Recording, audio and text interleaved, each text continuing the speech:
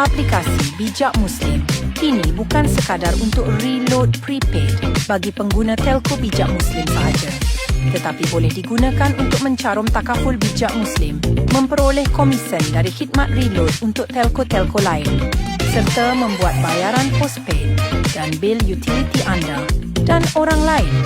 Paling penting, ada infak ke komuniti sehingga 3%.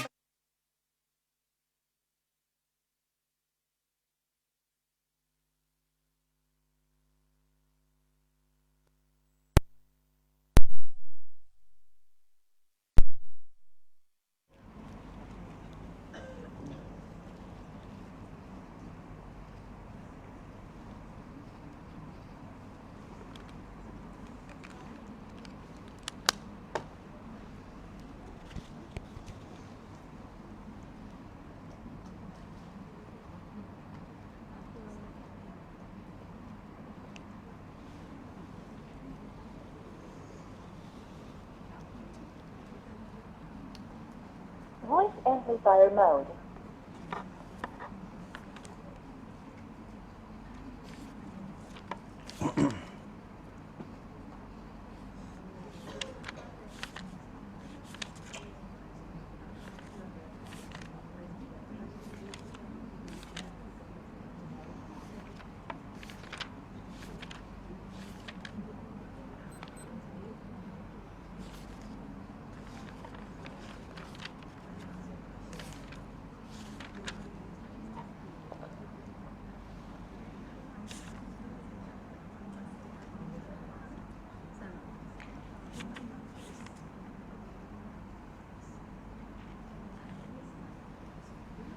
Bismillahirrahmanirrahim. Assalamualaikum warahmatullahi wabarakatuh. Alhamdulillahi rabbil alamin. Wassalatu wassalamu ala ashrafil anbiya'i wal mursalin wa ala alihi wa sahbihi ajma'in. وأصلي وأسلم على رسولنا المصطفى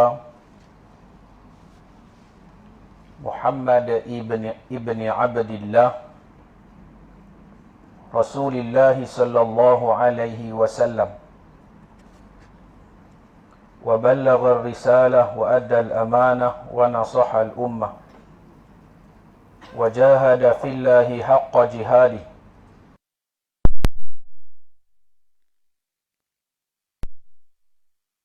أجمعين. أما بعد، أيها الحاضرون اتقوا الله، أوصيكم وإياي بتقوى الله فقد فاز المتقون. Ibu-ibu yang saya kasihi lagi dirahmati oleh Allah Subhanahu wa taala, alhamdulillah, syukur kepada Allah Subhanahu wa taala kerana pada petang ini kita dipertemukan oleh Allah Subhanahu wa taala sekali lagi. Yang insya-Allah pada petang ini kita akan ulang kaji pengajaran yang kedua, kalau tak salah saya lah. Pengajaran yang kedua di dalam kitab Al-Mawa'izu Al-Badi'ah. Berkata Allah Subhanahu wa taala, aku naik saksi bagi diriku bahawa tiada Tuhan melainkan aku jua, padahal esaku tiada sekutu bagiku, dan bahawasanya Muhammad itu hambaku dan rasulku,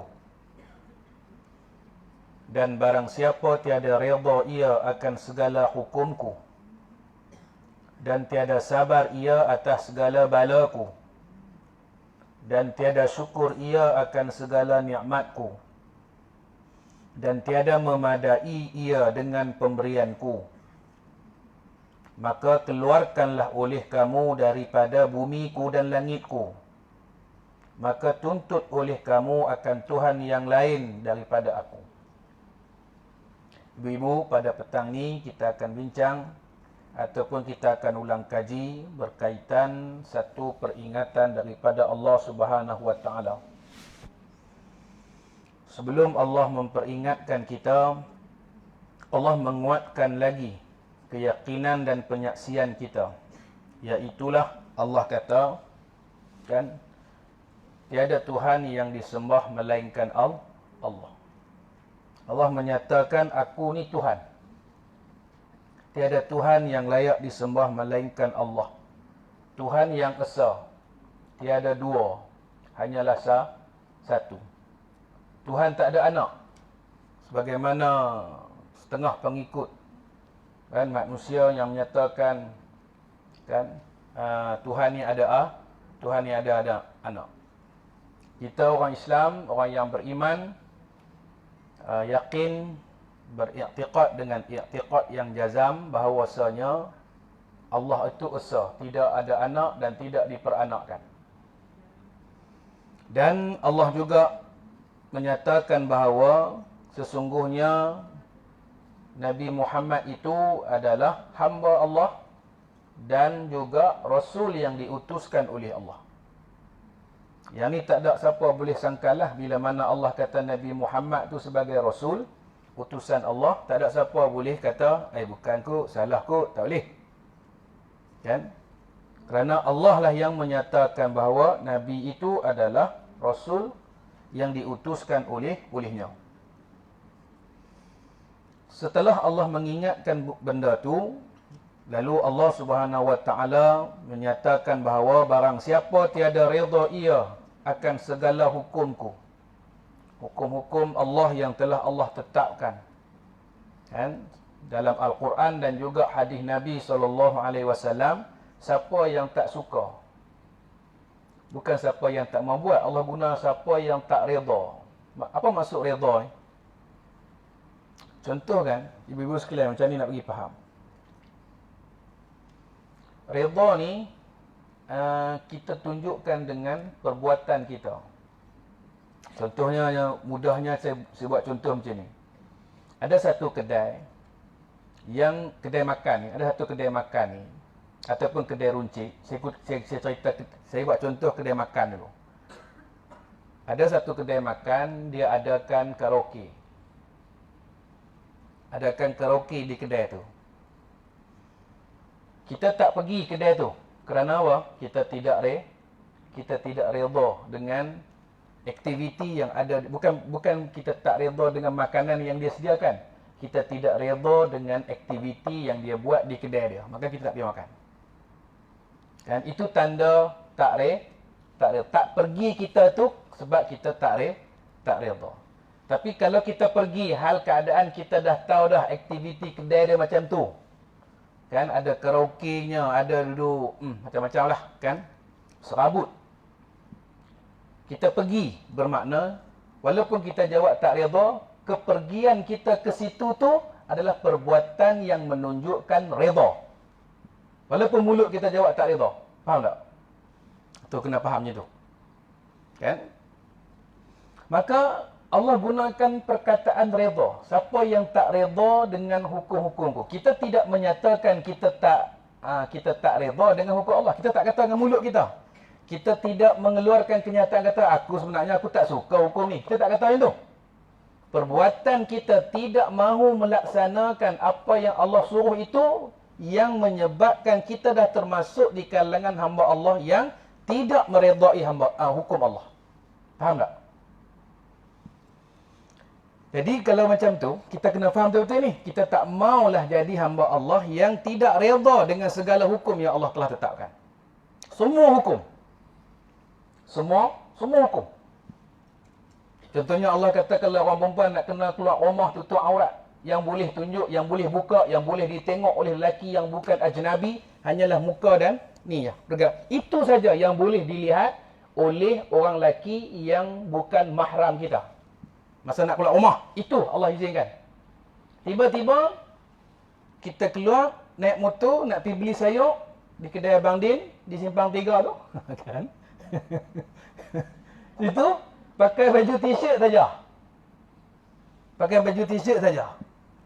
Kan? Maknanya kita sudah tidak redha dengan hukum Allah. Tu contoh yang saya berikan. Itu Allah gunakan, barang siapa yang tiada redha ia akan segala hukumku.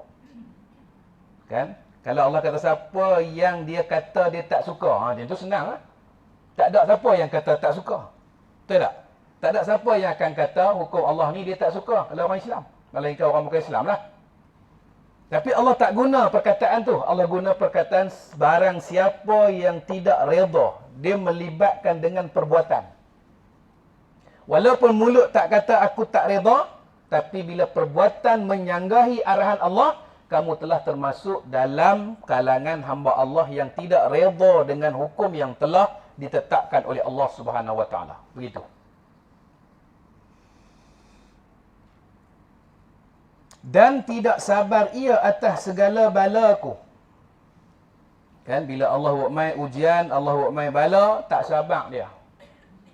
Contohnya, yang dikatakan tidak sabar ni, Allah buat mai ujian kematian. Orang yang disayangi oleh kita. Orang yang amat disayangi oleh kita. Contohnya siapa? Mak, ayah, ataupun anak, ataupun isteri, ataupun suami. Kalau isteri, dia sayang juga. Tapi lepas 2 minggu dia nikah lain. Kan? Hari isteri dia mati tu, riau, nangis. Tapi lepas 2 minggu nikah lain. Kan? Kita dah tengok kan, betul kan? Kalau suami yang kematian isteri, sat dia sedih, lepas tu nikah lain. Alasan dia anak-anak kecil lagi. Tapi kalau orang perempuan kematian suami, dia lambat sikit nak ganti. Lambat nak ganti. Alasan dia nak besarkan anak dia. Dia beza. Kan orang lelaki dengan orang perempuan. Nampak? Hari ni saya cover, ibu-ibu suka dengan saya. Hari ni ibu-ibu suka dengan saya, cantik. Ustaz betul. Yang ustaz kata tu betul. Kan? Dan memang saya cerita melalui apa yang saya tengok lah. Begitu. Berlaku dalam masyarakat kita. Itu realiti yang berlaku dalam masyarakat. Taklah semua. Saya kata semua pula. Takkan semua lelaki tu dak, kan? Tak lah. Dan tak semua juga perempuan macam tu, tapi kebanyakan. Macam tu. Tak payah tunggu meninggal, dah tambah seorang lagi lah. Macam tu. Yang tu lagi sekan lah. Yang tu dia mensyukuri nikmat kot. Baik. Dan tiada syukur ia akan segala nikmatku.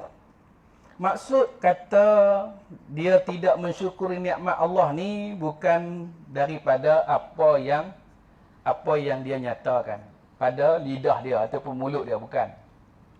Yang dikatakan mensyukuri nikmat ni, kita menggunakan nikmat itu pada manfaat ramai dan juga pada jalan Allah. Itu makna mensyukuri nikmat Allah.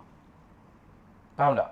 Tak faham? Kita buat contoh. Contoh dia, macam mana yang dikatakan kita mensyukuri nikmat kaki.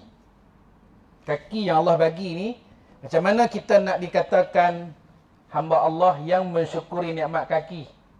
Kita berjalan, jangan duduk di rumah, jalan. Yalah, jalan ke mana? Adakah pada semua perjalanan? Ada juga. Kalau pi ke kelab malam ataupun pi tempat-tempat yang tidak dibenarkan oleh Allah, maka kita telah dikategorikan Allah sebagai hamba Allah yang tak mensyukuri nikmat. Iaitulah nikmat kaki. Maksud faham tak ya? Yang kita nak dikategorikan ni oleh Allah sebagai hamba Allah yang mensyukuri nikmat ni, kita menggunakan nikmat Allah itu yang Allah beri kepada kita yang kita kecapi itu pada kembali kepada jalan Allah. Itu baru nama mensyukuri nikmat. Kalau pi tanya, semua orang akan jawab, saya syukur. Kita ni kena, saya syukur. Hang syukur tak? Aku syukur. Hang syukur tak? Aku syukur. Semua jawab syukur. Tapi Allah tak kira apa yang kita jawab. Ada orang yang dia sendawa, kan lepas makan kenyang. Kalau kita kata dia tu syukur, dia hanya melafazkan Alhamdulillah. Adakah telah dikategorikan sebagai syukur? pada bab tu kita kata baru separuh. Bukan sepenuhnya lagi kita dianggap sebagai hamba yang bersyukur pada mensyukuri nikmat makan. Kan? Saya pernah cerita kat ibu-ibu, rasanya lah saya pernah cerita. Saya pun tak ingat lah, banyak tempat kan. Rasanya saya pernah cerita. Kita pergi makan di kedai makan. Kan? Pergi makan di kedai makan. Masa saya sampai tu ada satu meja. Yang dah sampai. Dah cerita rasanya? Cerita lagi? Ha? Cerita lagi? Tak ingat? Oh. Cerita dah kan? Okey, cerita dah sudah. Tak payah cerita. Ha? Oh, suruh cerita. Saya pergi satu kedai makan. Bawa anak isteri apa semua. Lepas tu, sebelah meja tu ada dah ada meja dah. Keluarga lah, satu keluarga. Duduk nak makan. Mereka dah siap order dah. Jadi yang ambil order tu main meja saya pula, ambil order saya pula. Jadi dalam duk tunggu makanan tu, makanan mereka pun sampai. Makanan yang meja sebelah tu pun sampai. Hidang apa semua. Sebelum nak makan tu, si ayah tu suruh anak baca doa. Kita pun tengok, ya Allah, seronoknya macam tu. Kan suruh anak baca doa sebelum nak makan, baca doa apa semua tu. Tak apalah, saya pun tak ambil pot lah. Baguslah, keluarga ni baguslah. Kan. Lepas tu makanan saya pun sampai, duk makan tu, mereka pun habislah makan.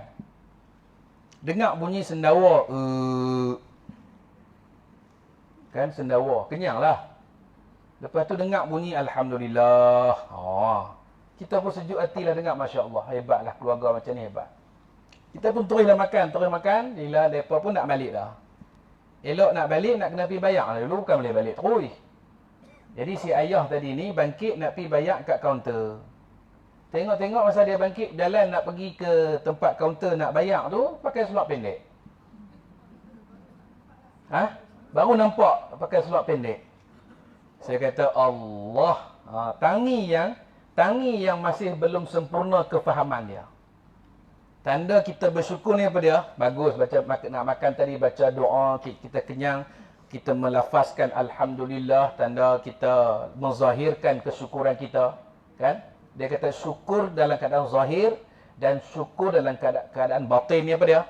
Ketaatan kita kepada Allah. Kan? Allah bagi rezeki, tiba-tiba Allah suruh tutup aurat, tak tutup.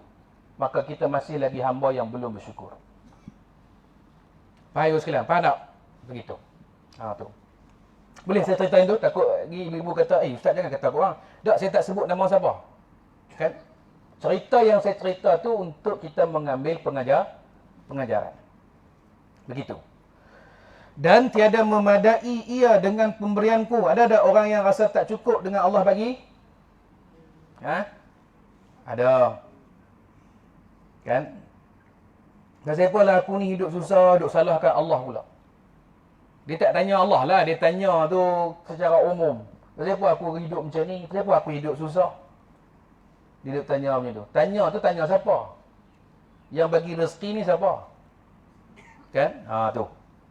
Maka Allah kata kalau semua benda macam tu yang jadi ataupun ada dalam diri kita, Allah sarankan keluarlah oleh kamu daripada bumiku dan langitku. Jangan duduk di bumi aku, jangan duduk di langit aku. Pergi cari tempat lain. Maka tuntutlah oleh kamu akan Tuhan yang lain selain daripada aku. Pergi cari Tuhan lain selain daripada aku. Ada bumi lain selain daripada bumi Allah? Mana ada? Tu ayat templak. Ni ayat Quran. Dalam Quran Allah sebut. Allah kata pergi cari bumi lain. Kalau tak mau dengar cakap aku. Kalau tak mau bersyukur kepada aku. Kalau tak mau bersyukur dengan nikmat yang aku bagi. Kan? Kalau tak mau berpada apa yang aku berikan. Kan? Maknanya tak suka kat aku. Pergi cari bumi lain selain daripada bumi aku. Dan pergi minta dekat Tuhan lain selain daripada aku. Tu ayat Perli. Tahu Perli? Templak. Mana ada? Tidak ada Tuhan lain selain daripada Allah. Tu Allah ingat di awal-awal tadi. Dan tidak ada bumi lain melainkan semuanya adalah milik Allah.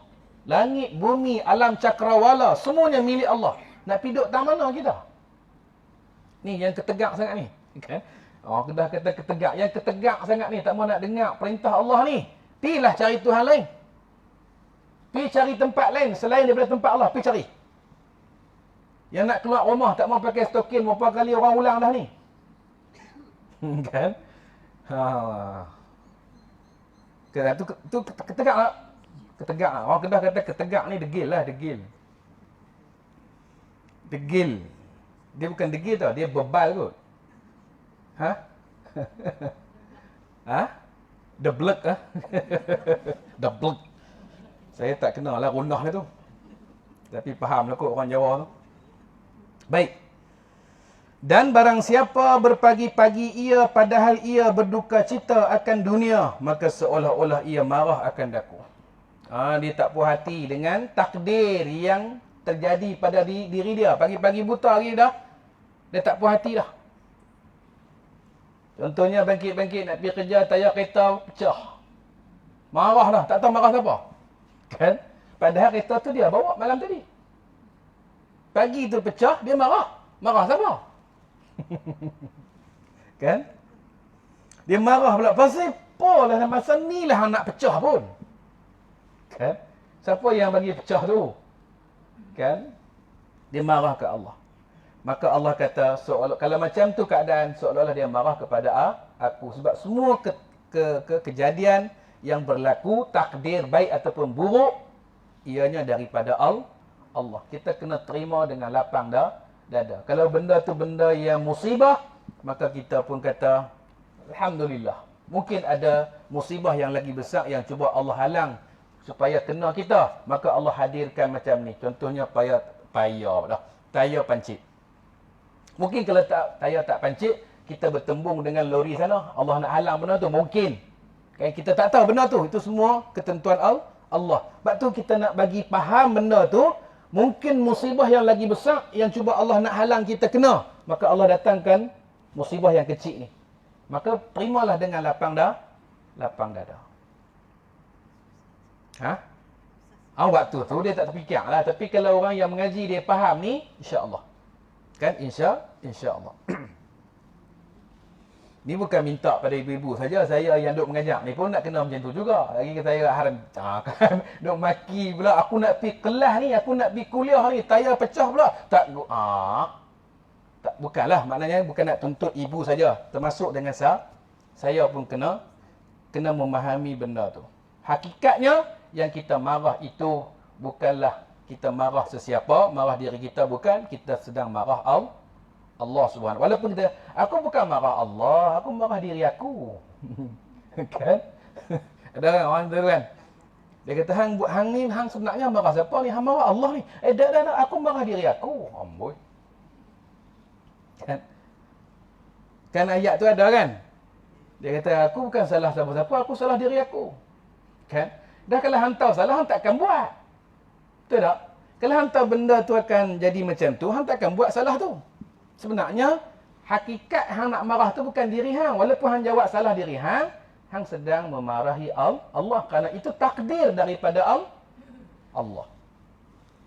Ibu yang saya kasih sekalian. Dan barang siapa mengadu-ngadu ia akan kesakitan, maka sesungguhnya mengadu-ngadulah ia akan daku. Kalau sakit, mengadu pada Allah. Selain kita pergi habaq kat doktor, tak kira kata, aku dah habaq dah, tak payah pergi jumpa doktor. Mengadu kat Allah saja, kan? Kan nak tu dia faham telajak. Kan? Dalam masa yang sama, Allah suruh kita ikhtiar, pergilah jumpa doktor. Dia kan pakar dalam bab tu. Dia mengaji khusus bab tu sehingga dia jadi doktor. Ikhtiar, kan? Jangan kita jadi fahaman Jabariyah, kan? Tak perlu berikhtiar, kan?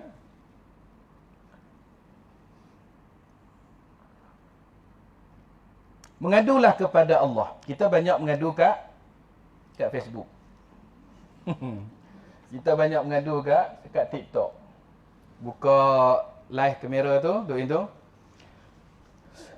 Kan ada saya menyampah tengok. Itulah menyampah tapi tengok ke.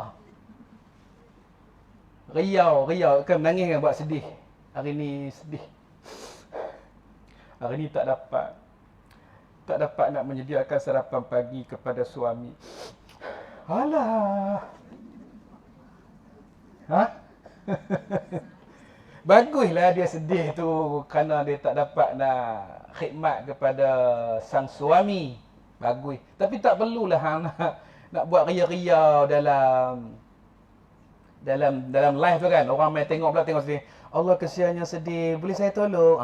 Dia mula. Faham tak? Tak perlu. Kan? Pi kat suami hang, telefon kat suami hang. Assalamualaikum bang, sampai dah tempat kerja. Sampai dah. Awak dah boy. Suami ni tu kan. Dia jenis kan. Isteri dia bang, Pak Assalamualaikum. Bang sampai dah tempat kerja. Kan. Suami, sampai dah awak dah boy. Tak pernah telefon. Suami ni tu. Dah tadi minta maaf lah bang, tak dan kalut. Kan?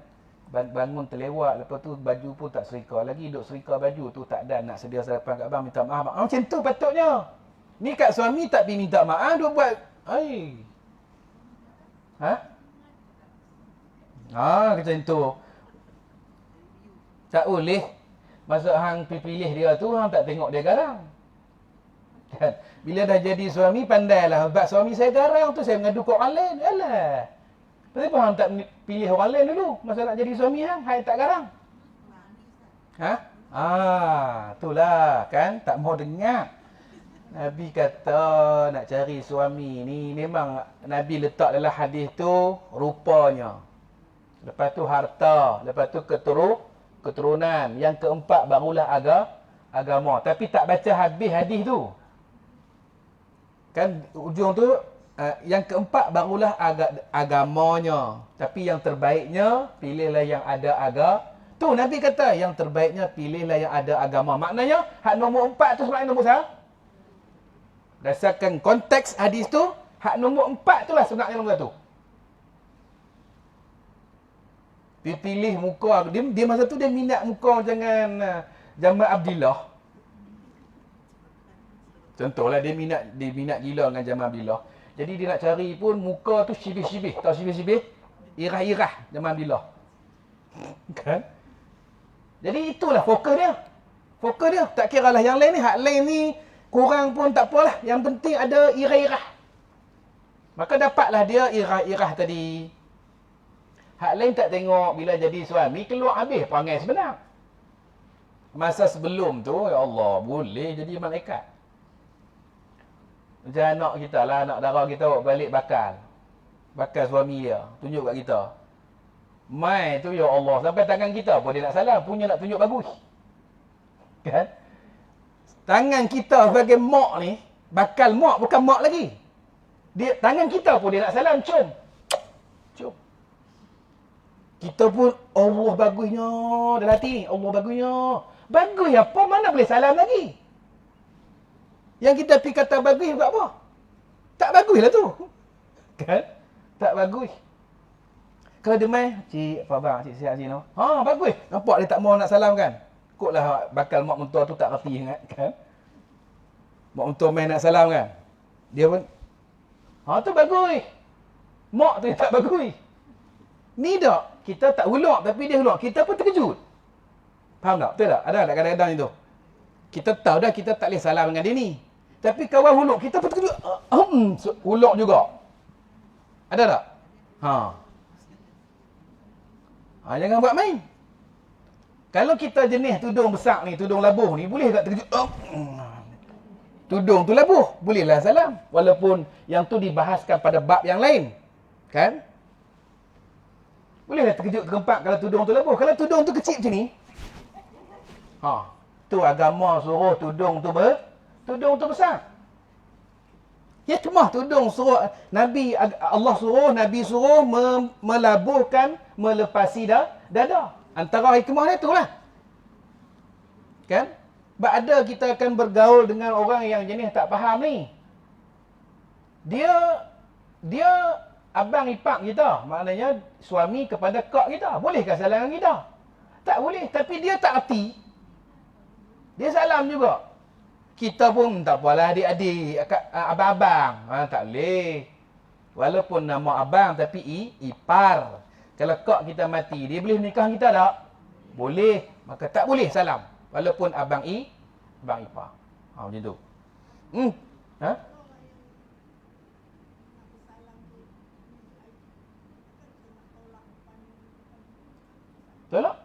Ada pimpinan-pimpinan yang tolak.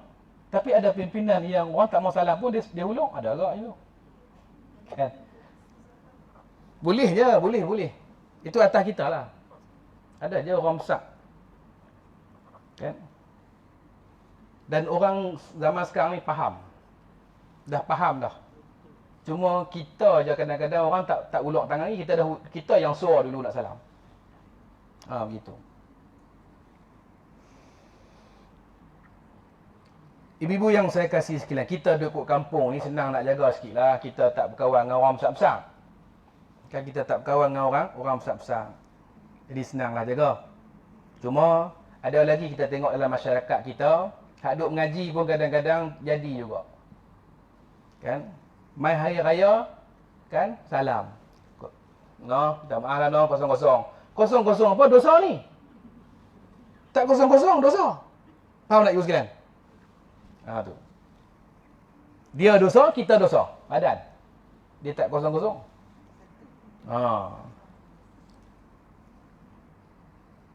Jadi mengadulah kepada Allah. Jangan mengadu kat orang, jangan mengadu kat radio. Ada, kita kadang-kadang duk dengar radio kan. Duk telefon radio ni hari ni tajuk perkara yang menjadi bad mood sekali dalam hidup. Dia pun ceritalah pernah satu hari tu saya bergaduh dengan suami saya. La ilaha illallah. Duk pergi cerita dalam radio pernah bergaduh dengan suami. Agama tak bagi. Kan? Agama suruh kita kunci rapat-rapat. Rahsia keaiban dalam rumah tangga kita, kunci rapat-rapat. Antara keaiban dia ialah kan kita pernah bergaduh dengan suami, tak perlu cerita. Orang pun tahu bila kahwin ni kan masakan lidah lagi tergigit, ini kan pula suami isteri. Orang betul, tapi tak, jangan pergi cerita.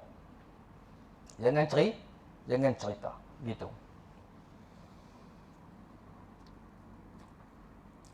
Kalau kita duk mengadu kat orang, duk mengadu kat Facebook, duk mengadu kat media sosial, kita ni tak ubah sama macam dengan Yahudi. Yahudi, ibu-ibu tahu tak? Mereka akan pergi meratap, meluahkan perasaan dekat dinding di sudut Masjidil Aqsa. Mereka akan piluh situ. Sebab tu Facebook pun dia namakan wall. Kalau dalam orang putih, dinding panggil apa? Wall. Kita duk meratap dekat wall Facebook. Mereka duk meratap kat dinding satu sudut dinding Masjidil Aqsa. Sama. Sedangkan Allah minta kita kan meluahkan segala-galanya kepada Allah. Yang tak baik, yang baik semuanya kita luahkan kepada Allah. Itu yang Allah nak. Tapi tak mau kita pergi duk luah kat Allah. Kita duk nak pergi juga luah dekat makhluk. Makhluk ni tak boleh buat apa. Kan makhluk tak boleh buat apa. Begitulah. Lagi-lagi kita pergi mengadu yang bukan kaum sejenis kita. Hak perempuan pergi mengadu kat lelaki. Rakan sekerja. Lepas tu caring. Lah kali, you ni caring lah. Pang baru tahu. Kan? Jangan buka ruang. Kan? Jangan buka ruang. Dan barang siapa masuk kepada orang kaya ataupun bertemu ia dengan dia, maka merendahkan ia akan dirinya baginya. Kerana kayanya nescaya hilanglah 2/3 agama. Kalau kita jumpa orang yang kaya, kita kena merendahkan diri kita. Sebab orang kaya ni dia akan hilang separuh agama. Kerana ego. Jadi kita nak kena bantu dia. Kita jangan duk pergi buat orang apa? Ikut dan. Tak faham ikut dan. Kena ikut rule dia lah. Kita kena merendah diri. Kalau tidak, rosak dia. Bila kita kata kita meletakkan keegoan yang tinggi dalam diri kita, disebabkan sesuatu, kalau yang ni orang kaya ni harta dia banyak, maka sesuatu banyaknya harta dia tu menyebabkan dia jadi orang yang besar diri. Kita pi tambah sikit, kita pi simbah sikit petrol, lagilah rosak agama dia. Faham tak? Maka kita kena bantu dia. Maka bila kita bantu dia, kan dia pun taklah lagi besar diri dia, maka taklah rosak agama dia. Kebanyakannya begitu. Kita tak kata semua. Kan? Tidak semua. Sepertiga ni maksudnya apa? Sepertiga. Mudah faham dia macam ni lah ibu sekalian. Sepertiga ni, kita abang suku. Suku tu macam mana? Okey, macam ni saya bagi lagi mudah. Jam ni. Mana jam? Tak ada. Mana jam jarum? Oh ni, jam tu. Daripada 1 sampai 12. 12 tu 60 minit. Betul? Okey, 60 bahagi 3. 60 bahagi 3 dapat 20. Daripada 1 sampai 4 lah. Betul tak? Maknanya daripada 1 sampai daripada 12 tu lah. Daripada 12 tu sampai 4 tu itu adalah sepertiga. Maknanya banyak tak hilang agama dia? Kalau kita duk pergi cuit sikit lagi, habis lagi banyak. Kan? Jadi kita bantu mereka. Kan, kalau sekiranya orang kaya tadi dia ego dengan kekayaannya, maka kita kena bantu. Merendahlah diri kita kan dengan mereka. Dan barang siapa menampar ia akan mukanya ataupun kepalanya disebabkan kerana kematian. Ni Allah uji kita dengan orang yang kita sayang mati. Jadi dia pun, kenapalah ya Allah, aku kan. Ibu pernah tengok? Ada? India kan? India. Orang Melayu pada. Dia teriak sampai keluar suara. Teriak boleh, tapi teriak sampai keluar suara pun tak boleh. Perempuan. Lelaki pun tak boleh, perempuan lagi tak boleh. Kan? Sekejap lagi ria depan orang apa semua kan. Kalau nak ria masuk bilik. Pelan-pelan ria kan. Sekejap lagi dalam bilik duduk berguling atas katil lah. Tak boleh juga tu. Ria, kita nak minta bila kita tak dapat nak tahan kesedihan kita, kita kena jauhkan diri kita daripada orang ramai. Dan lagi kalau orang ramai tu ada orang lelaki. Sebab kita tak sedap lah. Masa kita menangis tadi kan. Sekejap lagi angkat tudung nak lap air mata apa semua. Allah. Orang hak duk ada ni dia bukan kira sedih ke tak sedih. Ui, ni nampak leher ni kan. Putih tu. Kawan baru mati suami. Kawan ni dah tengok tengkok dia dah putih. Tu kata kena pi duduk tang lain. Pi duduk seorang-seorang dalam bilik, hang angkat apa-apa angkat lah. Kan? Cuma jangan berlebih-lebih. Kan, menampak-nampak muka, menampak-nampak kepala, yang tu dilarang oleh Allah Subhanahu wa ta'ala. Yang saya sebut tadi ni di depan orang ramai, kan? Jangan jaga diri kita. Kalau sedih sangat tak boleh nak kawal diri. Kan, kita kawan-kawan, keluarga yang ada dekat ni, pimpin dia pergi tak mana-mana yang tak ada orang lelaki. Macam tu. Memang sedih, kita tahu sedih. Kan? Saya pernah berlaku kematian kat saya, arwah ayah saya meninggal. Walaupun orang tengok saya tak teriak, tapi sedih sebenarnya. Sebab saya duk fikir, saya lah anak yang paling perhabis duit gaji ayah saya. Saya anak satu-satunya yang paling banyak perhabis gaji ayah saya. Kan? Sebab saya seorang yang mengaji sampai luar negara. Jadi duit banyak perhabis kat saya. Lepas tu pula saya balik, ayah saya sakit. Kanser otak. Saya balik, saya tak duduk jaga ayah saya. Dah lah perhabis duit gaji banyak. Lepas tu masa ayah saya sakit, saya tak jaga ayah saya. Saya duduk di Tanjung Karang. Sebab perjanjian dia macam tu. Perjanjian dengan bukan isteri, dengan mak mentua. Ni saya duduk Tanjung Karang. Balik dah tengok, balik sekali sekala, balik kan. Tapi yang duk jaga hari-hari ni orang lain. Adik-adik saya yang lain. Kan? Jadi bila saat kematian ayah saya tu, sangat sedih ya. Sangat sedih.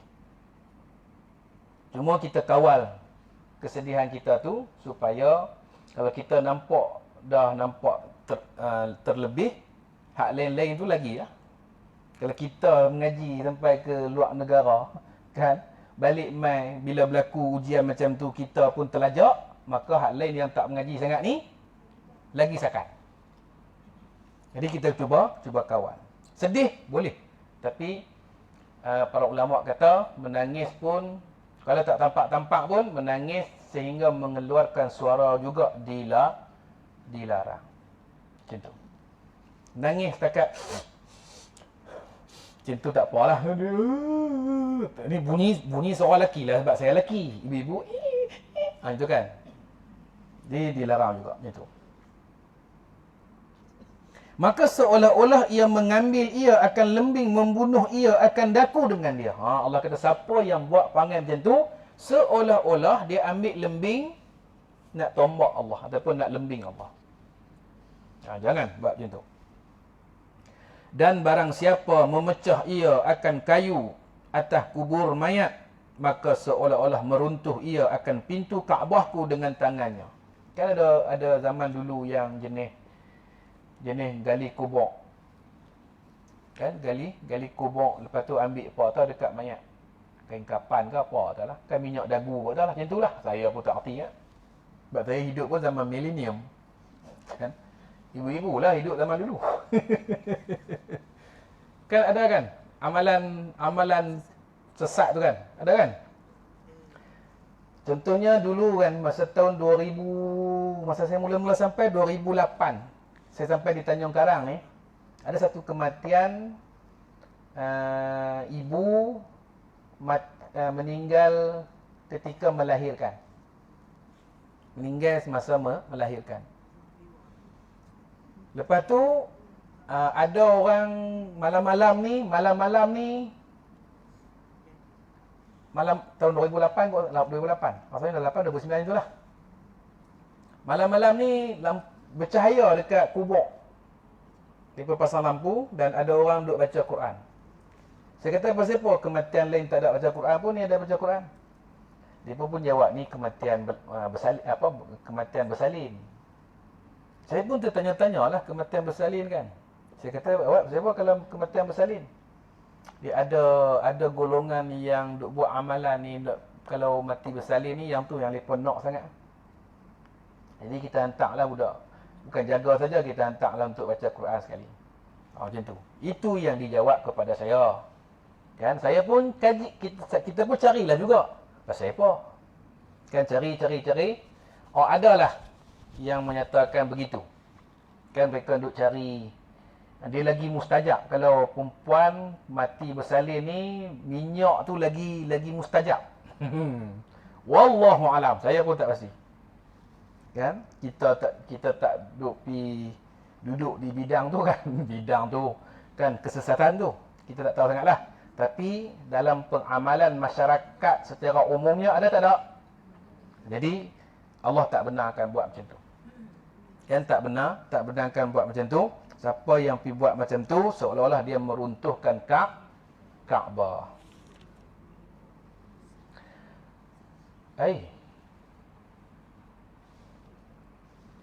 Jam ni mati. Kan terkejut saya pun takkan. Baru 3, padahal ke 4 lah. Dan barang siapa berkhemeh, yakni kencing, pada barang mana pintu yang masuk ia padanya, nescaya memasuk ia akan dia oleh Allah Ta'ala ke dalam neraka Jahannam. Maksudnya apa? Kencing ni tak ada terhalang langsung. Terbuka, orang boleh tengok. Kan zaman-zaman dulu kan jenis berak tepi sungai. Kan kencing. Tak ada orang lelaki lah. Orang perempuan tak ada lah kencing tepi jalan. Teruk sangat kalau orang perempuan kencing tepi jalan tu tak. Orang lelaki lah selalunya kebanyakannya. Kan? Kalau tak tahan sangat pun, bukan tak boleh. Boleh, tapi kena cari tempat yang terlindung. Tak boleh tempat yang terbuka, orang boleh tengok tak boleh. Kecualilah kalau kita dah pergi cari tempat terlindung, ada juga orang duk tahan burung. Kan? Kita dah pergi cari lah semua tak ada orang ni. Rupanya ada seorang duk tahan burung, dia duk menyorok dalam tu kan. Weh. Kan? Ada juga orang. Saya pernah jumpa saya pergi kebun sawit mak saya. Kan kebun sawit mak saya, bukan saya punya, mak saya. Pi tu kan, saya pi duk tengok kan, tengok. Lepas tu ada ikan duk menangkap dekat apa parit tepi sawit tu kan. Saya tengok ikan banyak di tepi ya. Saya kata siapa pula ni? Rupanya saya pi dekat apa jerak dia, jerak tahu jerak. Dia tutup dengan daun-daun tu.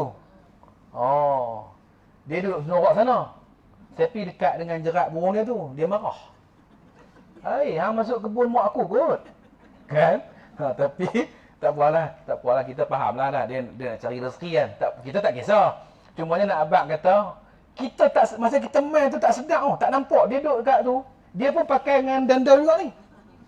Baju dia pun baju yang dia pakai dengan seluar tu sama color dengan daun-daun tu.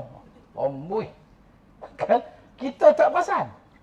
Tu kalau saya pergi kencing dan tu nanya. Kan? Walaupun dah dalam kebun dah tak ada orang dah kan. Kita duk ingat tak ada orang. Rupanya ada. Mana kena cari juga di balik pokok ke supaya tidak dipandang oleh orang. Ni masyarakat Arab yang kurang iman ni banyak berlaku sampailah ibu sekalian. Sebab tu kalau kita pergi Mekah pun kalau kita pergi Mekah pun Allah hancing walaupun R&R. Hancing. Pengalaman saya masa duk ngaji di Syria dulu. Petangnya kami akan main bola di atas jalan. Belakang sekolah, jalan tu kereta jarang lalu lah. Bila kereta lalu kami alih lah tenggul kami. Berhenti, alih tenggul. Kereta lepas, kami main balik. Kerap lah kami duk tengok Arab ni yang nak bawa teksi, yang bawa kereta besar-besar pun, singgah sat, parking kereta, pancut tepi dinding sekolah. Bahkan kami jumpa periuk api banyak. Periuk api pada? Periuk api ni dia bulat-bulat tu kan. Tompok ni banyak. Belakang pagar sekolah. Tu perangai Arab.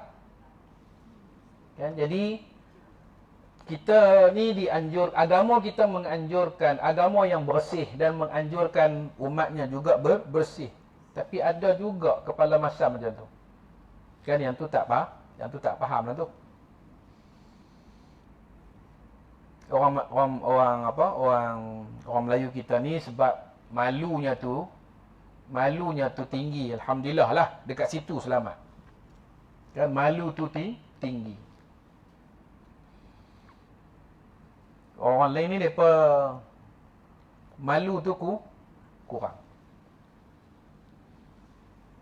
Dan barang siapa tiada ada ia bertambah pada agamanya, yakni tiada bertambah takutnya akan Allah Ta'ala, maka iaitu di dalam kekurangan.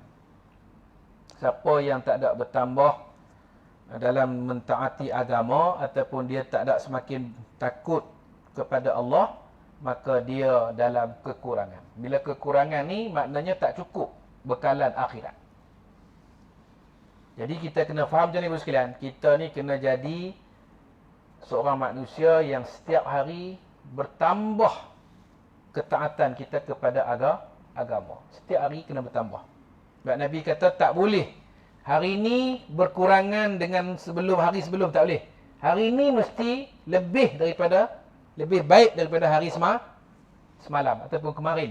Kalau Selangor kemarin 2 hari kan. Kalau kami Kedah kemarin tu semalam. Kan semalam. Kalau Selangor semalam tu kemarin Kedah. Kemarin Kedah. Pening lah. Kan? Kalau kami pula kemarin 2 hari lepas. 2 hari lepas. Kemarin tu 2 hari lepas. Maknanya semalam. Lepas tu sama. Tak. Semalam, lepas tu tak, kami macam kemarin semalam. Kemarin semalam. Kalau yang 2 hari lepas, kemarin dulu. kemarin tu, siapa Kedah ni? Ada Kedah? Asal Kedah tak ada? Oh, tak ada semua. Nak betulkan saya ni, kan? Semalam tu, Selangor panggil semalam kan? Kami Kedah panggil kemarin. Kemarin, Selangor panggil kemarin, kami panggil kemarin dulu. Macam tu. Tak ada semalam. Semalam ni. Malam saja. Malam saja. Kalau semalam tu malam saya. Waktu malam. Macam tu. Ada, kami panggil semalam. Semalam pergi mana? Okeylah, kalau tanya semalam pergi mana?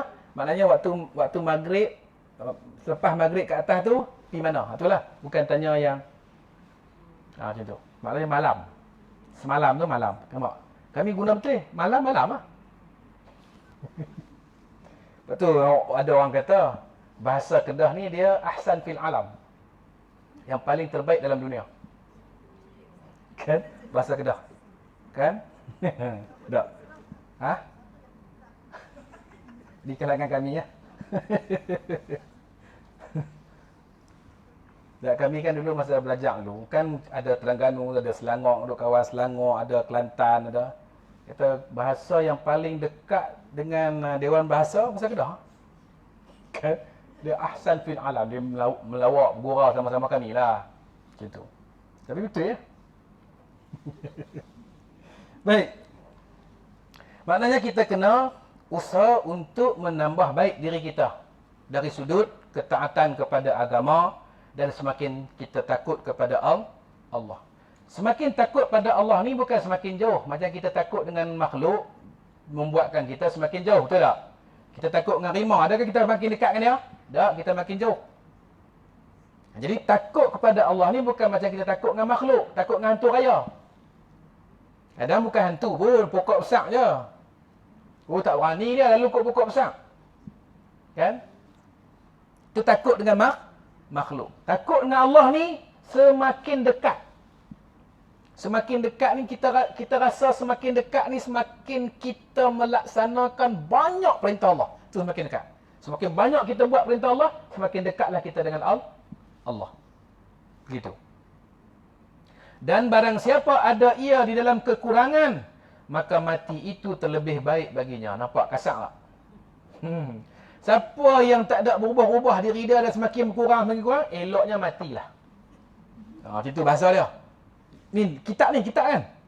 Ibu kata saya tambah pula, ustaz ni mulut jahat. Tak, kitab. Kitab yang sebut macam tu. Betul kalau kita mengaji tasawuf kan, ulama-ulama tasawuf. Kalau tanya, nak hidup ke nak mati? Nak mati. Tanya pasal apa? Kalau lagi aku hidup, lagi banyak dosa aku akan buat. Eloknya mati. Sebab bila mati tak buat dosa lah.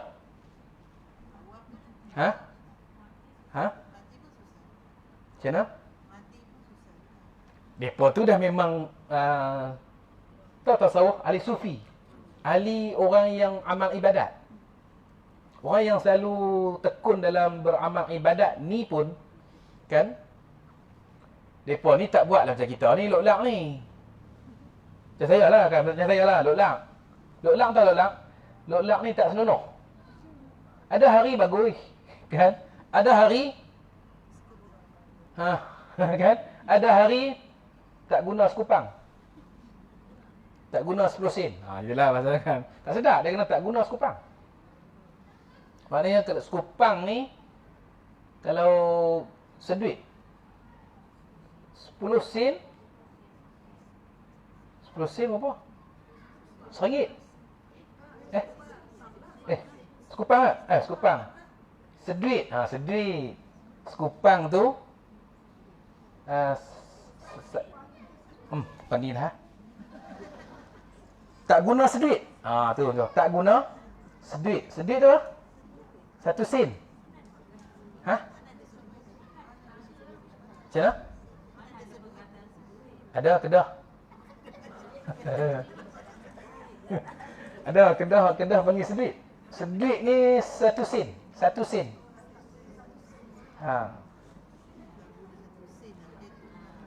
La ni 10 sen pun tak pakai dah. Tambah lagi 1 sen. 10 sen pun tak pakai dah la ni. 1 sen lagi tak pakai. Jadi memang tak guna semua. Tak ada manfaat amat-amat. Teramat-amat yang tidak ada manfaat. Macam itulah bahasa Dewan Bahasa. Kan? Dewan Bahasa. Bahasa bakunya macam itulah, bahasa lembutnya macam tu.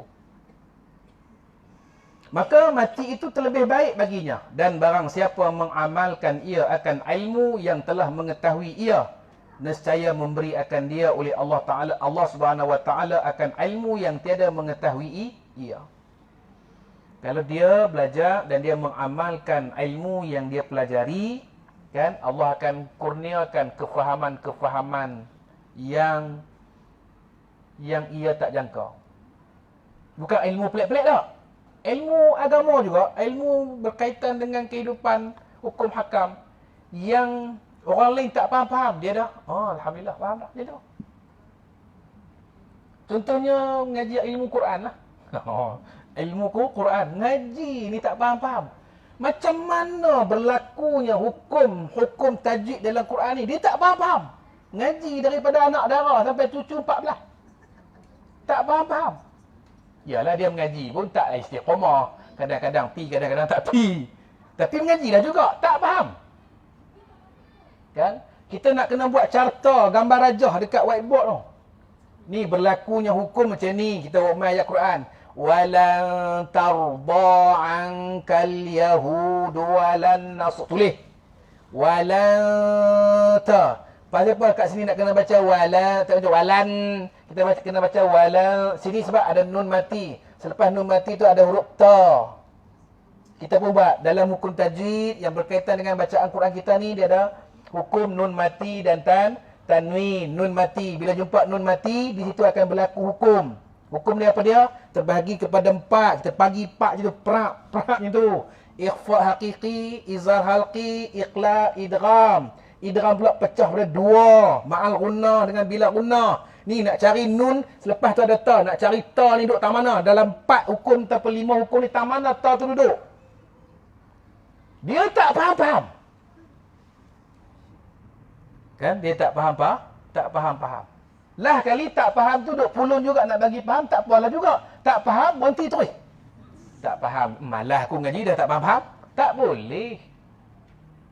Kena teruskan mengaji walaupun tak faham. Kalau kita mati nanti tak faham-faham, tapi mati dalam tengah duk usaha, tapi tak faham juga, Allah maafkan kita.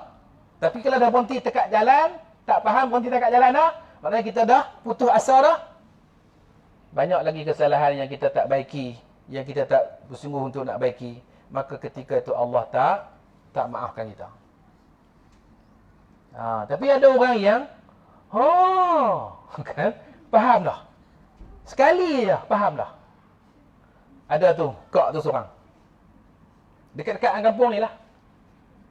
Dia kata, Ustaz, dulu makcik ni mengaji daripada muda sampai umur lah, tak faham-faham tajwid ni. Ustaz duk terang, ustazah duk terang, tak faham-faham. Tapi bila ustaz ajar tu baru faham. Dulu ada tak ngaji dengan ustaz? Tak ada dulu ngaji dengan ustazah. Dia kena ngaji dengan ustaz. Kan? Orang perempuan dia kena mengaji dengan ustaz baru faham. Orang lelaki pula kena mengaji dengan ustazah baru faham. Kod lah, kod. Bukan, yang ni bukan hadis tau. Ibu kata, oh macam tu ustaz tak? Tak, ni kod je lah, kod. Dan faham dah mereka, alhamdulillah. Kan faham. Ada hari tu dia pergi mengaji dengan seorang ustazah. Dia bagi tahu kat saya, Ustaz, dia tanya soalan, Ustaz ni kita ni nak kena baca macam mana Ustaz? Bilqis. Ustazah dia kata kena berhenti Bilqis. Saya kata tak, ni huruf yang ujung ni tak sebut. Huruf yang ujung ni kena sebut. Lepas tu dia baca Bilqis. Yang tu ta. Dia huruf apa? Ta. Jadi detak dia akan tak boleh te. Bilqis. Yang tu ta. Kalau letakkan pa, dia kena Bilqis ta. Dia kata ustazah, dia kata tak, Bilqis saja. Saya pun kata tak boleh kita mengaji Quran. Setiap huruf kena sebut. Walaupun sikit tapi kena sebut. Termasuklah ni dalam isu ni, ta ni kena sebut. Saya cerita kat dia tu, dia pergi cerita balik kat ustazah dia. Ustazah dia pun kata, pilah mengaji dengan ustaz luar negara tu. La ilaha illallah.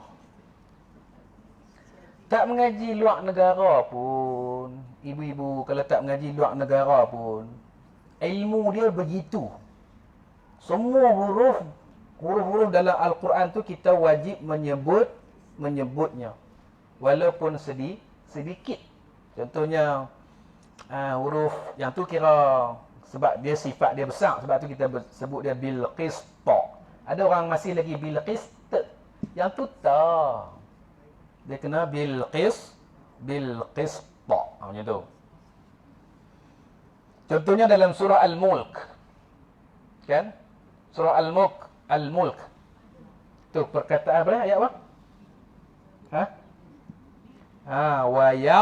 Wa yaqa qalqalah wa yaqa biddat. Lepas tu ada nun. Betul tak? Wa yaqa dia kena bunyi nun. Nun dia kena bunyi. Ramai orang berhenti wa yaqa bid. Salah, nun tak bunyi. Dia kena bunyi nun sikit. Wa yaqa bid nun tu. Kan? Dia kata payah lah tak payah sebut. Tak boleh, kena sebut juga. Payah nak buat dia Ustaz? Usaha. Usaha. Macam mana hang faham nak makan tu kena usaha, lagi nak makan sedap, nak makan banyak, lagi kena usaha kuat. Macam itulah.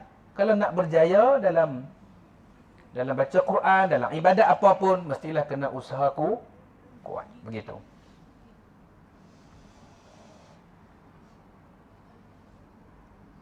Okey. Yang terakhirnya, nak habis ni. Dan barang siapa panjang angan-angannya, nescaya tiada hasil dengan dia amalnya. Panjang angan-angan ni, dia tak fikir dah nak beramal. Dia duk kira menyempurnakan angan-angan dia. Maksud panjang angan ni apa dia? Dia bercita-cita nak hidup lama lagi, yang dia nak manfaatkan hajat hati dia ataupun keinginan hati dia. Contohnya dia kata, nak buat contoh? Dia kata ingat lagi 2 tahun aku nak tambah rumah. Nak tambah rumah sebab anak aku pun ni dah masuk universiti, lagi 2 tahun dia habis. Habis tu nak buat kenduri tu. Jadi aku nak buat lagi 2 tahun aku nak buat rumah. Sebab nak kenduri. Contoh saja, saya reka je. Nak bagi contoh bagi ibu-ibu nampak yang kata panjang angan. Lepas tu untuk merealisasikan apa yang dia nak tu, keinginan dia tu, nak tambah rumah tu, maka dia akan habiskan masa dia untuk cari, dan dia nak kumpul, dan dia nak simpan, dia nak buat tu. Betul tak? Jadi masa dia banyak dihabiskan untuk merealisasikan apa yang dia nak. Maka dia akan kekurangan masa dalam urusan ibadah. Ni yang rugi ni. Di sini yang rugi ni. Jangan panjang angan-angan. Sebab kamu akan banyak kehilangan masa untuk beribadat. Kan? Lagi besar kita punya keinginan tu, lagilah banyak kita kena berhabis dekat benda tu untuk merealisasikan betapa besarnya keinginan kita. Maka kita akan mengabaikan, kita akan terlepas pandang, kita akan tak sengaja untuk tidak ada masa lagi untuk beribadat. Ada masa. Maka sebab itulah barang siapa yang panjang angan-angan, nescaya tiada hasil dengan dia amalnya. Kan? Tak ada. Begitu jugalah barang siapa yang beramal tanpa ilmu, sia-sia. Siapa yang beramal tanpa ilmu, sia-sia. Siapa yang ada ilmu tapi tak beramal, gila. Contohnya macam ni. Pasal apa gila Ustaz? Contohnya macam ni. Hang tahu tak keluar rumah ni, tak tutup aurat ni, berdosa. Allah bakar api neraka. Tahu? Tapi hang buat juga. Oi, hang gila betul. Berani hang lawan Allah. Hang ni itulah gila. Berani dia nak cabar hukum Allah. Dia kata, siapa yang ada ilmu, tak beramal, gila. Siapa yang beramal, tanpa ilmu, sia-sia. Dalam dua konteks ayat ni, mafhum yang kita nak kena faham pada dia, kita kena jadi umat Nabi ataupun hamba Allah yang kena cari ilmu dan beramal dengan ilmu yang kita dapat itu. Contohnya kita nak semayang, kita kena cari ilmu berkaitan dengan semayang. Malam ni mereka minta saya Isra' Mi'raj.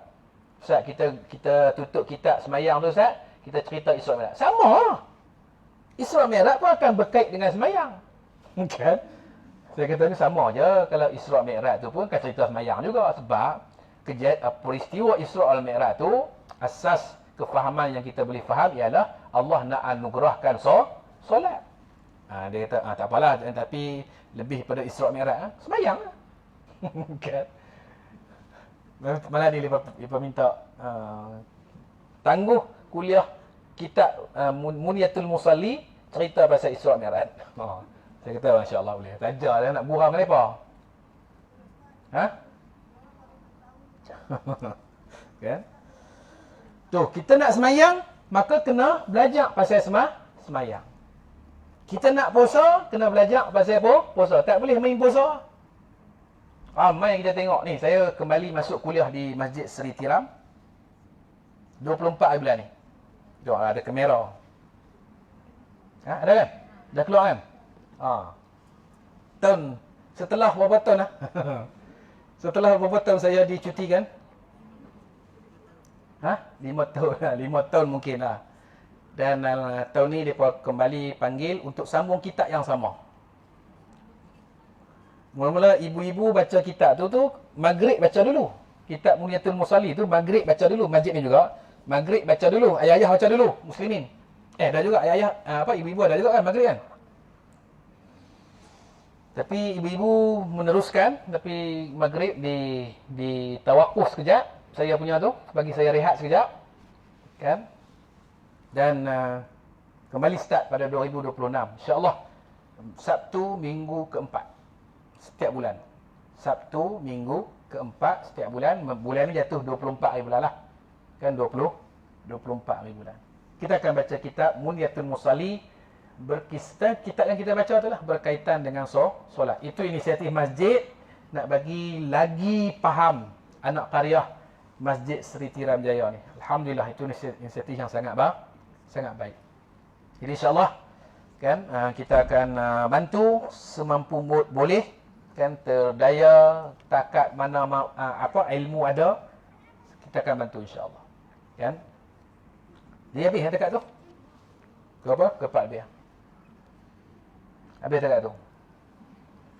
Dan ibu-ibu Masjid Seri Tiram Jaya ni sangat bertuah lah menerima kepulangan sahabat saya Syaril, yang tim media masjid kan. Tahun ni dilantik menjadi AJK masjid. Dan dia merupakan rakan saya. Sebelum saya kenal orang Seri Tiram Jaya, saya kenal dia dulu. Kan? Saya kenal dia dulu. Saya kenal lagi lama dia daripada saya kenal ibu-ibu. Cuma dulu dia duduk di Kelang. Kan, dia duduk di Kelang, lepas tu dia duduk di Sungai Besar, lepas tu dia duduk di Ipoh. Dan sekarang dia balik duduk di Tanjung Karang, di rumah mertuanya, Syaril. Siapa mak mertua dia ada? Tak ada? Ni, yang pasang ni. Yalah, dia main balik kampung lah. Kan dia buat rumah sendiri, duduk di kampung mak mentua dia lah, kira kampung mak mentua dia. Kan isterinya asal orang sini. Dan saya banyak bekerjasama dengan beliau berkaitan dengan media ni. Dan saya pun akan menggunakan khidmat beliau dalam urusan perniagaan. Kan, jadi insyaAllah lah, kita alhamdulillah lah ada manfaat dia. Kan, ada manfaat yang dapat dikongsikan bersama orang Seri Tiram Jaya. Banyak kepakaran dia ada, jadi kita boleh guna dia dalam menyebarkan dakwah ataupun memudahkan perjalanan dakwah insya-Allah. Dan dia pun ni buat live hari ni. Saya buat satu live, dia 2 live. Satu Facebook masjid, satu lagi Facebook saya. Dan ni TikTok saya. 3 hari ni. Mic pun 2. Nanti lagi 3 tahun, mic sampai 7. Kan?